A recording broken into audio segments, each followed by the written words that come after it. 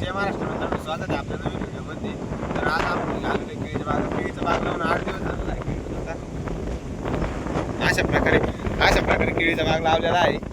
5 फूट दोन्ही रोपांमध्ये अंतर आहे, दोन्ही ओळीमध्ये 6 फूट अंतर आहे.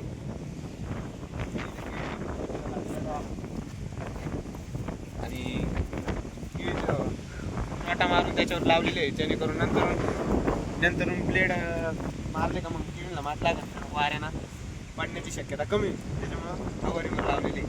तुम्ही बी लावताना तुम्हाला लावायचे असले तर रोटा मारून सपाट भुईवरच लावा, म्हणजे नंतर ब्लेड तयार करून त्याला माती लागत आणि केळीचा रोग पडणार नाही, वाऱ्याने त्याला धोका कमी होईल.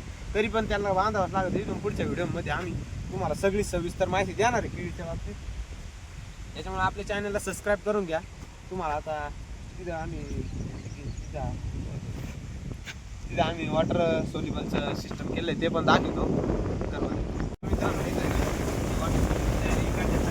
वावराला सेपरेट केले, वरच्या वावराला सेपरेट केले दाखवलं वावरला. टोटल 2 एकर बाग आहे. 2 एकरामध्ये 3,000 रोप बसलेले केळीचे.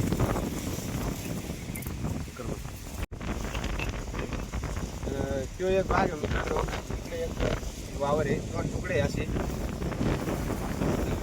धन्यवाद मित्रांनो, व्हिडिओ पूर्ण पाहिल्याबद्दल. आपल्या चॅनल सबस्क्राईब करून द्या, लाईक करा. या पुढे केळीच्या रिलेटेड सगळे व्हिडिओ जाणार तर सबस्क्राईब करा, लाईक करा, शेअर करा.